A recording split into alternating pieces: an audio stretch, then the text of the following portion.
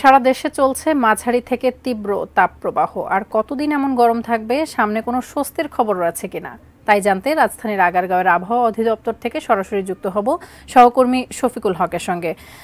শফিকুল, ৩টার দিকে তো আসলে একটা আনুষ্ঠানিক ব্রিফিং দেওয়া হয় আবহাওয়া অধিদপ্তর থেকে। এখন পর্যন্ত মানে কারোর সাথে কথা বলতে পেরেছেন কিনা এবং তারা কি জানিয়েছেন বিস্তারিত জানাবেন। কোনো স্বস্তির খবর রয়েছে কিনা?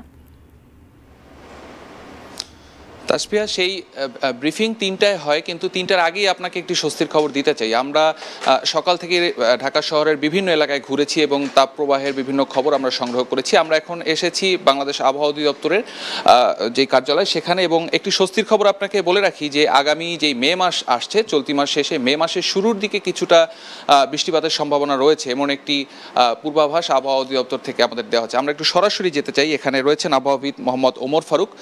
তার কাছ থেকে একটু জানার চেষ্টা করি যে কোনো স্বস্তির খবর দিবেন কিনা আমাদের দর্শকদের জন্য, পাশাপাশি বর্তমান সিচুয়েশনটা যদি একটু বলতেন।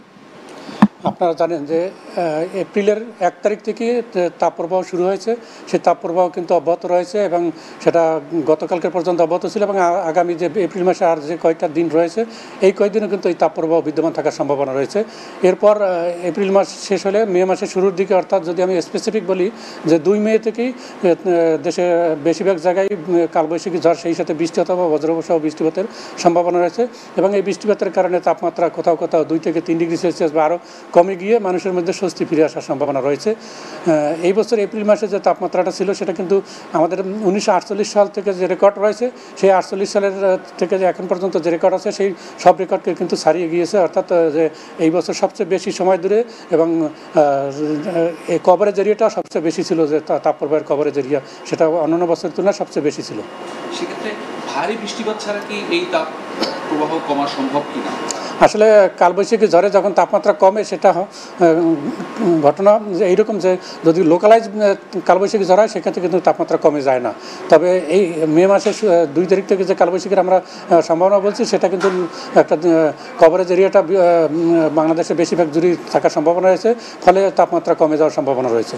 আরেকটি প্রশ্ন ছিল, হিট অ্যালার্ট চলছে ৭২ ঘন্টার, এর মধ্যেই আমরা দেখেছি যে স্কুল কলেজ খোলার সিদ্ধান্ত হয়েছে। পরবর্তীতে আর আসলে এই হিট অ্যালার্ট বাড়ানোর কোনো সম্ভাবনা বা পরিকল্পনা আছে কিনা? জি, আপনারা জানেন যে আমরা গত ২৫ তারিখে সর্বশেষ হিট অ্যালার্ট জারি করেছি ৭২ ঘন্টার জন্য। এটা ২৮ তারিখে গিয়ে আবার আরও ৭২ ঘন্টার জন্য এটা এক্সটেনশন করার সম্ভাবনা রয়েছে। ওকে, ধন্যবাদ আপনাকে। শুনছিলেন তাসফিয়া, এখানে আবহাওয়াবিদ ওমর ফারুক। তিনি যেমনটি জানাচ্ছিলেন যে অতীতে আসলে এত পরিমাণ তাপপ্রবাহ কখনোই ছিল না বাংলাদেশে, এবং এবারের যে তাপপ্রবাহ এবং যেই অবস্থা চলছে এটি আগামী মে মাসে শুরু নাগাদ আসলে বৃষ্টিপাতের মধ্যে দিয়ে কিছুটা সহনীয় পর্যায়ে যাবে। তো এই ছিল আমার কাছে আবহাওয়া অধিদপ্তর থেকে সবশেষ।